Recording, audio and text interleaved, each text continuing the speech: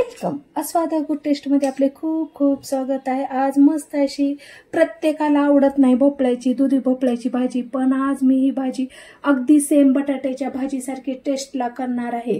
तर मस्त अशी वेळ न घालवता सरभरीत बटाट्याची भाजी म्हणजेच भोपळ्याची दुधी भाजी आपल्याला बनवायची आहे। तर वेळ न घालवता मस्त अशा रेसिपीला सुरुवात करूया। दुधी भोपळा म्हणले की पहिल्या नाक बोंडणे चालू होते। आज दुधी भोपळा केला आहे तर मला जेवायचं नको, पहिलंच वाक्य होतं। तर आता हे वाक्य आपल्याला बदलायचं आहे। मस्त अशी दुधी भोपळ्याची आज रेसिपी पाहिजे। एक मी दुधी भोपळा घेतलेला आहे, कवळा असा आहे, मोदोमोद कट करणार आहे। मला काय एवढा करायचा नाही, मी निम्मा करणार आहे। आता वरती साल काढून घ्यायची आहे, साल काढून घ्यायची आहे। दुधी भोपळा हा शक्यतो मध्यम जाडीचा घ्यायचा, जेणेकरून जास्त पोगर आतमध्ये नसतो। तर साल पूर्ण काढलेली आहे। तर आता मी हा भाग घेतलेला आहे, सुरुवातीचा कट करून घेतलेला आहे, बऱ्यापैकी कट करून घेतलेला आहे। आता अशा प्रकारे दोन काप केलेले आहेत, नंतर उभ्या असं केलेलं आहे। आणि अतिशय बटाटा आपण कट करतो त्याप्रमाणे कट करून घ्यायचा आहे। अतिशय कवळा असा भोपळा आहे, कारण साल ही अतिशय नाजूक अशी निघालेली आहे, निब्बर निघालेली नाही। तर मी बटाटा प्रमाणे छोटे छोटे काप करून घेत आहे, अतिशय छोटे काप करत आहे मी। अशा प्रकारे पूर्ण आता मी चिरून घेते,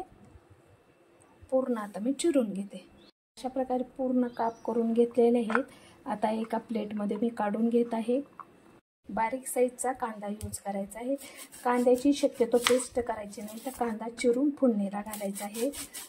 एकदम भन्नाट अशी चव देते फोडणीला कांदा यूज केल्यानंतर।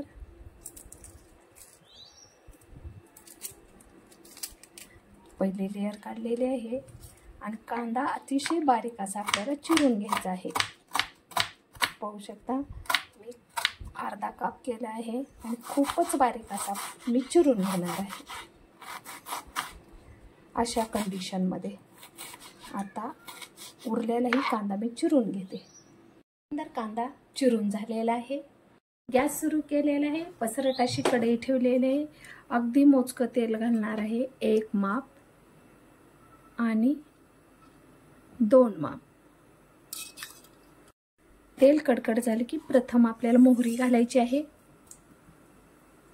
मोहरी तडतड होताना अगदी थोडेसे जिरे घालायचे आहेत आणि जिरे तडतड करताना आपल्याला 5 ते 10 कढीपत्त्याचे पान घालायचे आहे। तसंच ते तडतड होत असतानाच आपल्याला कांदा घालायचा आहे आणि ही प्रोसेस पूर्ण लो गॅसवर करायची आहे।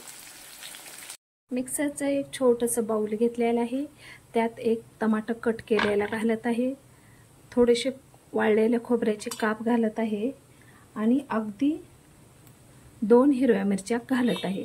हे बारीक पेस्ट करून घ्यायची आहे आपल्याला। अशा प्रकारे पेस्ट करून घेतलेली आहे। आता आपल्याला ह्या मिक्सर मधले पूर्ण सारण टाकून घ्यायचं आहे। तर आपल्याला 3 ते 4 मिनिटं हे सारण परतून घ्यायचं आहे। जेवढं तुम्ही स्लो गॅसवर परतून घेताल तेवढी अधिक टेस्टेड भाजी होते। काळा इसूर घालायचा आहे, मस्त असा काळा इसूर घालायचा आहे। धने पावडर घालायची आहे, हळद, चवीनुसार मीठ घालायचं आहे, हिंग पावडर चिमटभर घालायचे आहे आणि हे पूर्ण सारण आपल्याला मस्त परतून घ्यायचं आहे। थोडासा गरम मसाला घालायचा आहे। थोडाही वेळ चिरून झालं की लाल होतो तो धुवूनच आपल्याला यूज करायचा आहे. मी धुवून घेतलेला आहे 2 पाण्याने. आता पूर्ण खालीवरी करून घ्यायचं आहे ह्या सारणमध्ये. मस्त असा सारणमध्ये आपल्याला खालीवरी करून घ्यायचं आहे.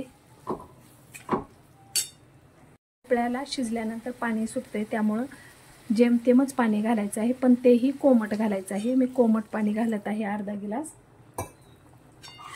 पाहू शकता मस्त असं हलवून घ्यायचं आहे. आपल्याला दाण्याचं कूट घालायचं आहे 1 चमचा. तर हे पूर्ण सारण आपण एकत्र करून घ्यायचं आहे. ह्या प्रोसेसला अशा प्रकारे आपल्याला झाकून कंप्लीट 5 मिनिट ठेवायचं आहे लो गॅसवर. एक छोटासा खलबत्ता घेतलेला आहे. 10-12 लसणाच्या पाकळ्या घेतलेल्या आहेत. मी अर्धा इंच आले आणि थोडीशी कोथिंबीर ताजी घालायची आहे. आणि हे सारण आपल्याला मस्त असं ओबडधोबड सारण कुटून घ्यायचं आहे. हे ताजीच पेस्ट घालायची आहे. मस्त फ्लेवर येतो. पाहू शकता 4 मिनिटं झालेले आहेत. मस्त अशी आपली भाजी शिजत आहे. आणि हे मस्त कोथिंबीर अद्रक लसूणची पेस्ट मी टाकत आहे. लो गॅसवर आणखीन आपल्याला शिजवून घ्यायचं आहे. आणखीन 2 मिनिटं 5 ते 7 मिनिटात मस्त असा आपला भोपळा शिजला जातो. आता आणखीन मी झाकून ठेवत आहे. 7 मिनिटं झालेत. पाहू शकता मस्त अशी आपली भाजी शिजलेली आहे. भोपळा शिजलेला आहे. पाहू शकता मस्त असं शिजलेला आहे भोपळा आपला. पहा आता गॅस बंद करूया आपण. मस्त असा गडद रस्सा झालेला आहे. पाहू शकता थंड झाल्यास किती मस्त भाजी झालेली आहे आपली.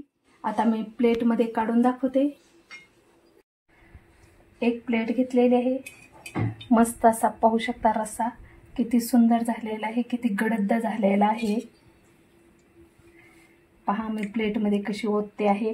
एकदम मस्त झालेली आहे. बटाट्याच्या भाजीसारखी टेस्ट आहे.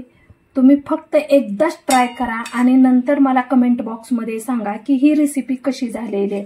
अगदी साधी सोपी पद्धतीने मी दाखवलेली आहे. तर अशा प्रकारे मस्त अशी आपली रेसिपी झालेली आहे. थोडीशी कोथिंबीर घालायची आहे ह्या भोपळ्याच्या भाजीवर. भन्नाट चव देणारी भाजी आहे. अगदी बटाट्याच्या भाजीसारखी टेस्ट आहे. मैत्रिणींनो ही रेसिपी तुम्हाला कशी वाटली ती कमेंट बॉक्समध्ये लिहून पाठवा. अगदी थोडी जरी आवडली तर लाईक शेअर सबस्क्राईब करायला विसरू नका. अशाच नवीन रेसिपी सोबत पुन्हा भेटूया. Bye, take care.